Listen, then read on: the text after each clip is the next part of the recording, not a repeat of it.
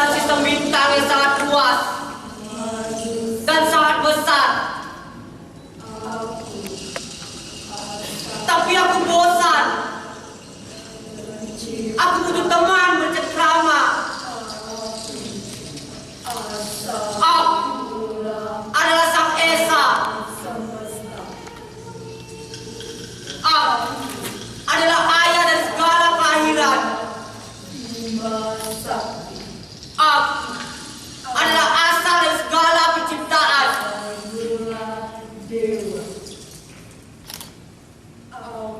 Aku asal mula adalah dewa. Aku diciptakan Tuhan untuk menemaninya bercengkrama. Kataku pada Tuhan, lihatlah Tuhan, bagaimana cahaya matahari yang kau ciptakan mampu menjangkau ke ujung galaksi. Lihatlah Tuhan, tiap langit yang kau ciptakan memiliki pemandangan yang luas dan indah. Tiap planet, udara terasa nyaman. Ciptaanmu sungguh proses kreatif yang terbesar. Alam semesta. Aku diciptakan Tuhan sebentuk dewa untuk menyenangkan. Tapi dewa-dewa yang lain hanya bisa berkata kebaikan, kemahakuasaan, dan keesaan dari Tuhan. Tapi aku berbeda. Buatku, apa yang Tuhan ciptakan tidaklah sebuah kebenaran yang aku agungkan.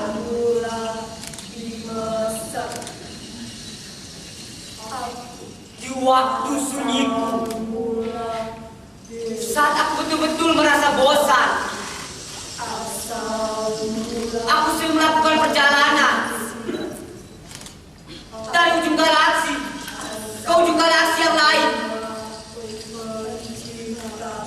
Aku gelisah. Yang kulihat tepat adalah kesunyian. Sampai sewaktu aku melihat planet yang indah di ujung galaksi Bima Sakti. Aku terpukau melihat planet yang sedang mengalami metamorfosa ini. Aku namakan dia Bumi. Karena dari atas aku melihat lapisan udara tipis, tanah kering, dan air. Dan aku pun melihat pemandangan yang indah luar biasa. Aku berpikir, mungkin aku akan menciptakan makhluk hidup di planet bumi ini. Ini akan menjadi pemandangan bagiku ketika aku merasa sunyi dan bosan. Saat awal penciptaan manusia, aku pun ingin protes kepada Tuhan bahwa agar manusia tidak diciptakan karena sangat berbahaya.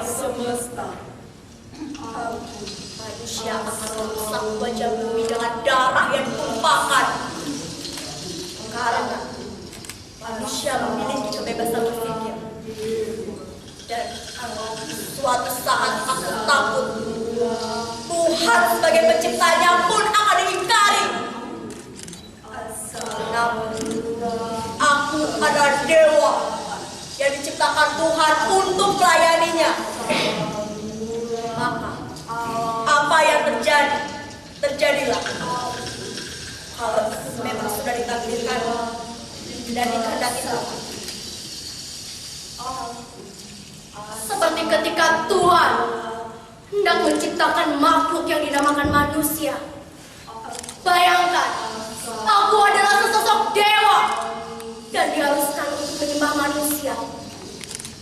Manusia adalah ciptaan Tuhan yang hidup dengan kebebasan menentukan takdir. Buatku, itu adalah kesalahan terbesar dari ciptaan Tuhan. Kini aku adalah sesosok iblis di mata manusia. Meskipun aku tetap dewa di mata Tuhan. Karena aku akan selalu memberitahu pada Tuhan tentang kesalahan manusia. Aku akan selalu mengabarkan kepada manusia untuk selalu berbuat ketidakbenaran. Sehingga Tuhan akan tahu tentang kesalahan ciptaannya. Aku akan rayu manusia. Aku akan bisi kata-kata agar dia melanggar larang-larang Tuhan.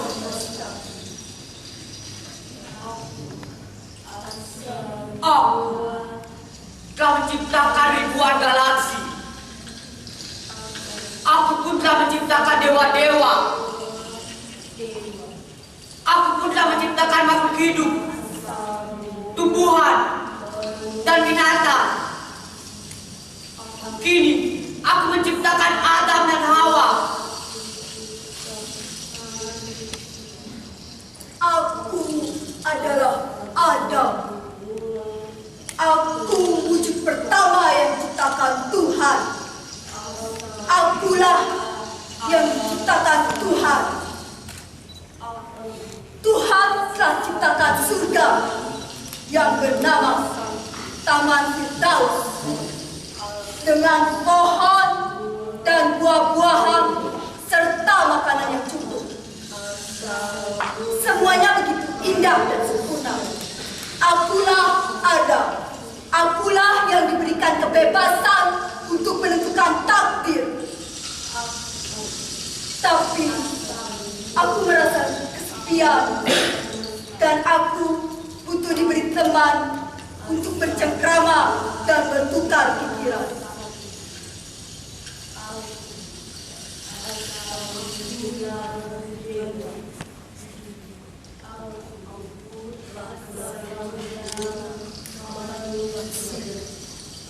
Aku berparas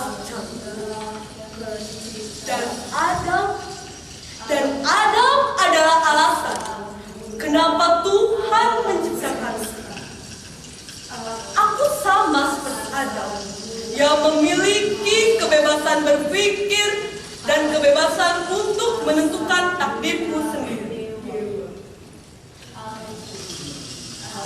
Adam dan Hawa adalah ciptaan yang mungkin bisa membuat terhibur dari kesunyian.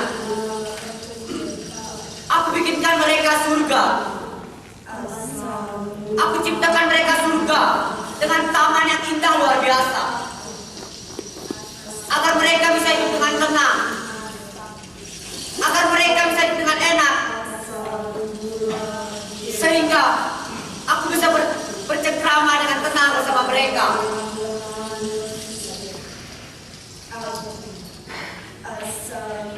Alam yang sangat-sangat indah.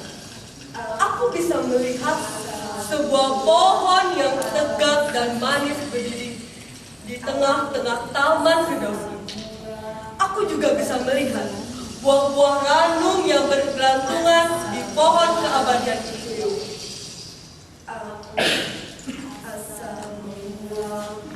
Lihatlah Tuhan, Engkau sudah menciptakan bumi dengan organisme-organisme primitif. Engkau sudah menciptakan air, laut, dan udara di bumi dengan spesies-spesies yang berbeda-beda. Tapi engkau masih merasa belum puas. Engkau masih saja menciptakan manusia. Apakah tidak cukup dengan spesies-spesies yang beraneka ragam ini mengisi kesunyian dan kesepianmu?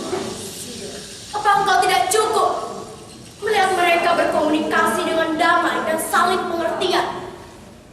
Karena mereka tidak memiliki kebebasan seperti yang kau ciptakan pada manusia.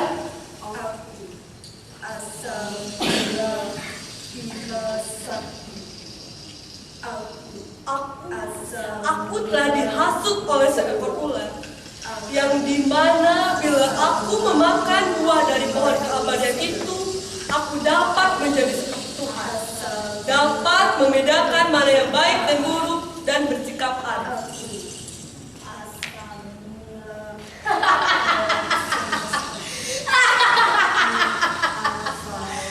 Aku mendesis dengan uji ularku. Aku merayu sang Hawa dan berkata, apakah benar Tuhan melarang engkau memakan buah larangan itu? Aku bekerja dengan rayuan itu, mendorong Hawa agar ia memakan buah itu dan memakan buah larangan yang ada di tengah taman itu.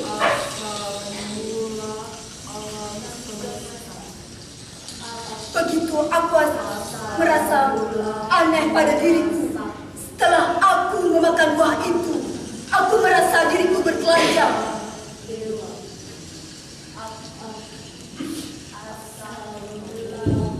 Tapi mereka telah melanggar laranganku. Tanpa sengaja menciptakan iblis daripada dewa-dewaku. Buat iblis setengah dewa di hatiku. Tapi Adam dan Hawa telah termakan rayuan iblis dan memakan buah yang menjadi laranganku. Memang mereka telah bertobat. Aku ampunkan dosa mereka. Tapi aku tidak ciptakan Adam dan Hawa yang baru di surga ini. Aku turunkan mereka sebagai benih untuk terlahir menjadi manusia di dalam bumi ini. Aku berikan mereka kuasa untuk berhak menjadi raja, untuk berhak menjadi ratu terhadap banyak ciptaanku yang ada di bumi. Aku berikan mereka takdir kebebasan.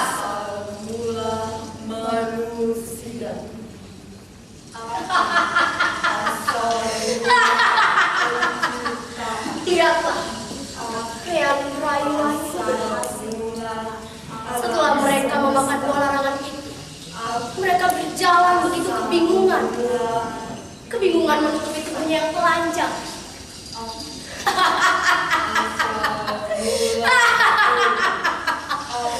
Mereka bicara dengan Tuhan begitu kikuknya. Mereka bicara dengan dewa begitu kakunya. Karena hanya mereka yang malu. Karena hanya mereka yang merasa risih. Sedangkan aku dan para dewa, karena tidak memakan buah larangan itu, kami tidak apa-apa. Kini aku menjadi seekor ular. Aku begitu lucu ketika melihat Adam menutupi tubuhnya saat bertemu dengan Hawa. Asal mula penciptaan. Asal mula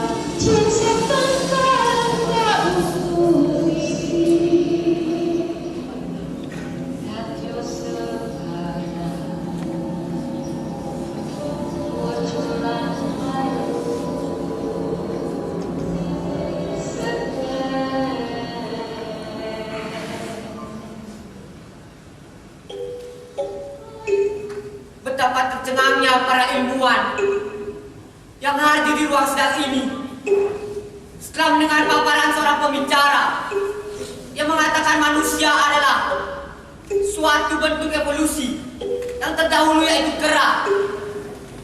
Tidak perlu menunggu waktu lama. Ruang sidang itu pun menjadi kacau. Para ilmuwan yang ada di sana menjadi orang yang tidak bisa dikendalikan. Mereka berteriak-teriak, marah, dan berkata kasar.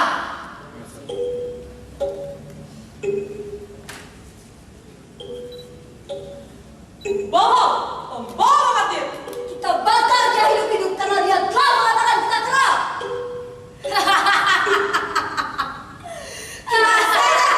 Dia telah menghujat Tuhan.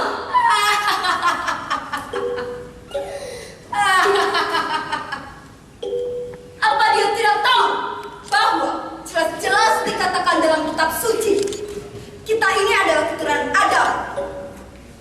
Kenapa dia mengatakan nenek moyang kita seekor kera? Tapi apa buktinya kita keturunan Adam? Seorang ilmuwan tidak serta-merta berhenti dan percaya begitu saja dengan apa yang ditulis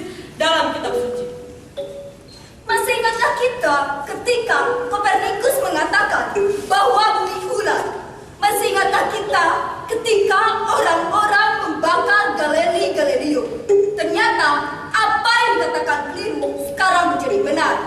Dan karena kebenaran itu, umat manusia menuju kebenaran yang sangat luar biasa. Sayangnya, kita tidak bisa mendengarkan apa alasan bicara itu mengatakan kita keturunan kera. Kita terlalu sensitif dalam hal ini sehingga merugikan pengetahuan kita sendiri. Coba seandainya peserta sidang tidak membuat kekacauan seperti tadi, mungkin kita bisa melihat apa bukti-bukti dari pembicara itu mengatakan kita keturunan kera. Berita itu cepat menyebar dalam ketidakpastian, sehingga membuat wartawan yang meliputi pertemuan ilmiah itu tertarik untuk mewawancarai secara khusus pembicara kontroversial itu.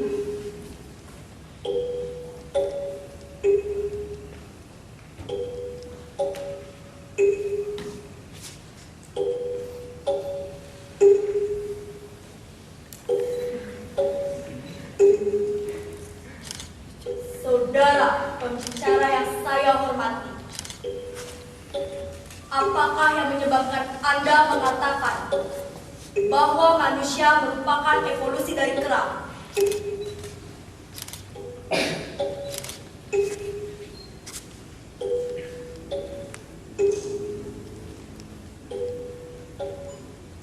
Saudara-saudara dan para ilmuwan-ilmuwati yang saya cintai, menurut pembicara, makhluk hidup berasal dari satu spesies yang hidup pada satu tempat setelah mengalami penyebaran ke tempat lain.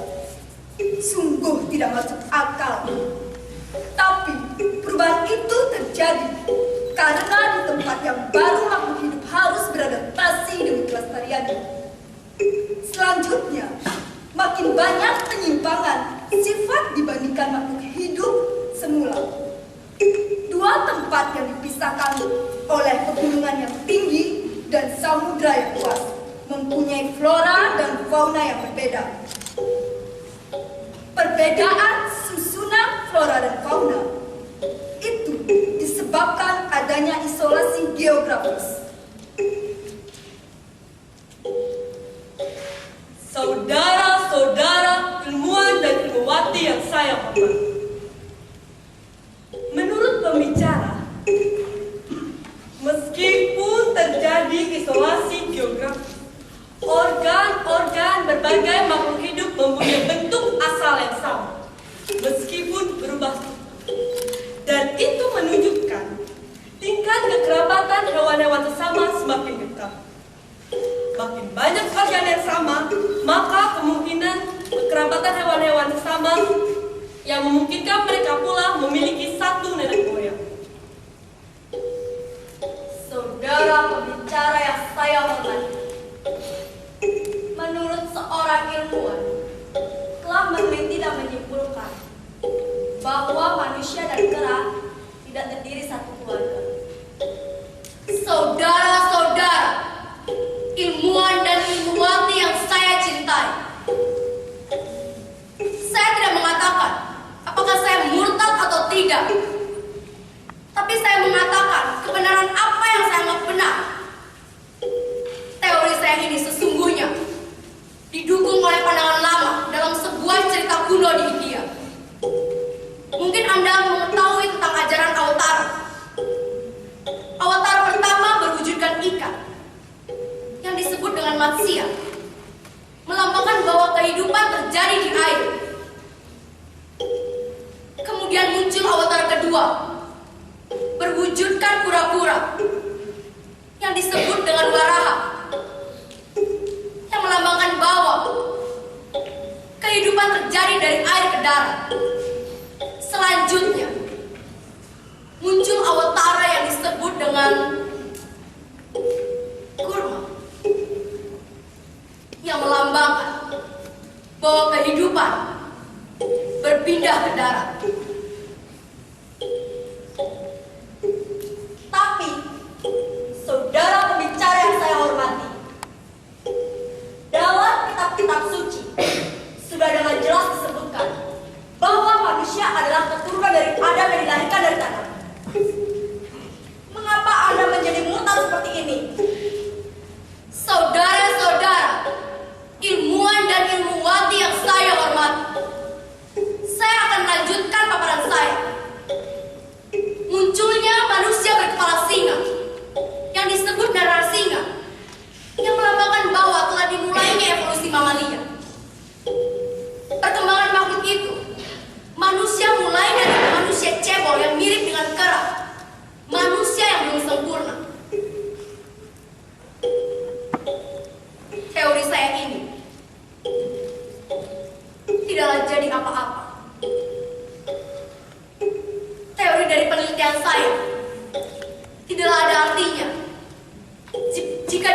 dengan mereka yang sudah mengerti apa itu teori evolusi.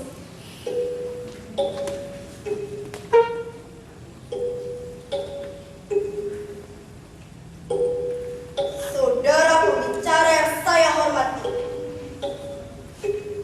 apakah orang yang mempercayai evolusi dari pernah disebut ateis?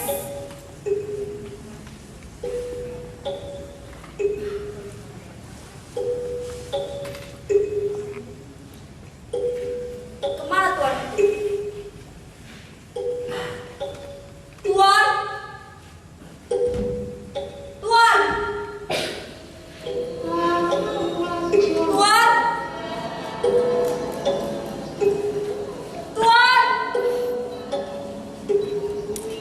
Tuan? Tuan? Kemana dia? Tuan? Tuan?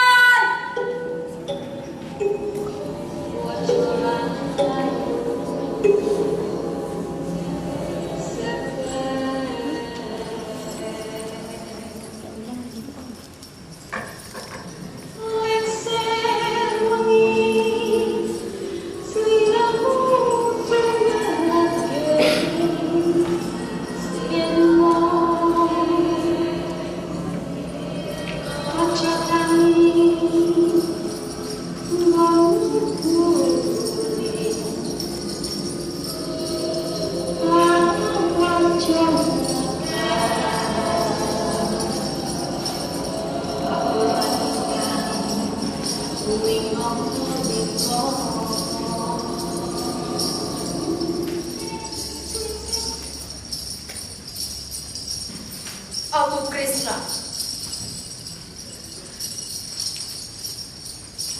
Aku utusan Tuhan untuk menjaga perdamaian bumi bagian selatan.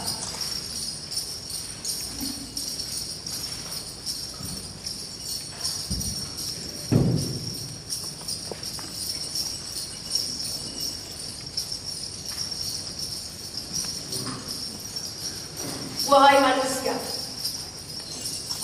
apakah engkau bersedia mengikuti ajaranku? Ya, kami bersedia mengikuti ajaranmu.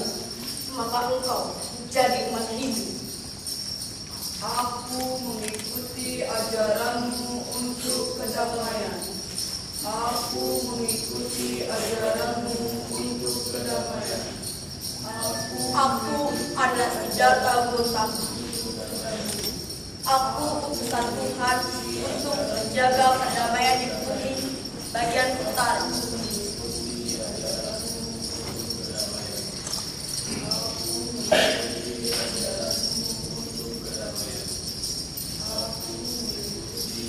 Wahai manusia, bersediakah engkau menjadi umatku? Ya, kami bersedia mengikuti ajaran. Maka engkau akan menjadi umat Buddha. Aku mengikuti ajaranmu untuk kedamaian. Aku menjaga perdamaian bumi di bagian barat.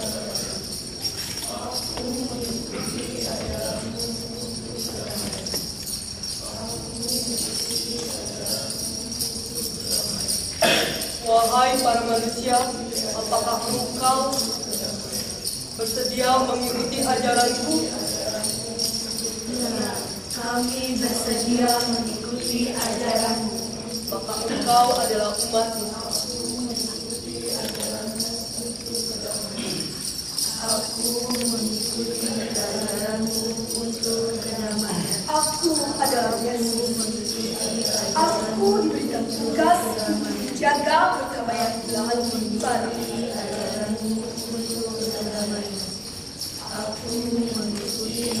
Wahai manusia, bersediakah engkau menjadi umat Kristen? Ya, kami bersedia mengikuti ajaranmu. Maka engkau umat Kristen.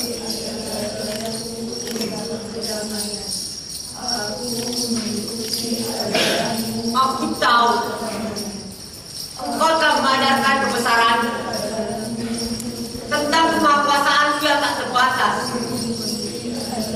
tentang penciptaan terhadap alam semesta dan isinya yang sewaktu-waktu dapat berebut kembali dari kehidupan. Engkau juga telah menciptakan dikotomi baik dan buruk, di mana yang baik adalah manusia menjalankan aturan dan tidak melanggar larangan. Engkau juga telah menciptakan kata-kata yang mengakukan diri bahwa akulah satu-satunya yang harus dipuja. Tapi manusia menjadi mengagumimu karena engkau berulang kali turun ke bumi menunjukkan keajaiban yang aku berikan kepadamu. Engkau telah menolong mereka, membebaskan dari rasa sakit, membebaskan dari penderitaan. Manusia yang memujamu dan menuruti apa yang kau perintahkan, karena mereka menganggap engkau lah sebagai Tuhannya. Manusia menjadi arogan dan membabi buta membelamu. Benar Tuhan, aku diperintahkan untuk turun ke bumi dalam beberapa kali. Manusia hanya mengingat wujudmu dalam bentukku yang kau utus dalam satu waktu. Akhirnya kelompok-kelompok manusia ini menjadi fanatik terhadap Awatara yang dipuja. Karena ajaran yang disampaikan, dianggap mereka adalah satu-satunya kebenaran hakiki.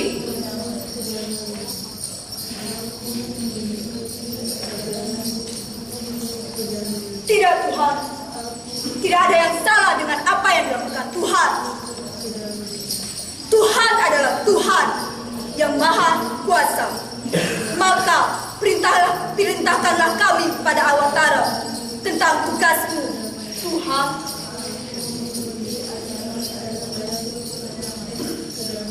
Tapi dalam kegelapan pikirannya, mereka tak akan menemukan kedamaian itu. Mereka akan tetap saling menghujat, saling membunuh, dan saling mencaci maki. Kita harus berikan cahaya kehidupan bagi mereka agar mereka kembali saling mengasihi. Karena semua sumber bencana ini adalah kitab suci yang berbeda. Bagaimana jika kitab suci itu Tuhan hapuskan? Sehingga demikian mereka tidak ada lagi yang dipertentangkan. Mereka akan hidup damai dengan atas nama kemanusiaan Tuhan. Wahai manusia, Wahai manusia, maka akan kutarik kembali kitab sucimu, dan engkau tidak lagi menjadi manusia. Aku sangat senang engkau masih memperdulikan kehidupan di bumi ini. Tapi aku tidak perkenankan engkau menarik kembali kitab suci yang ada.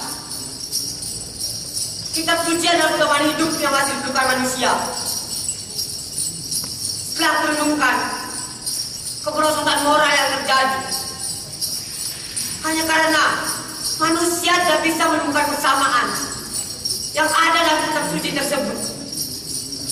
Mereka hanya menemukan perbedaan. Di mana perbedaan itu?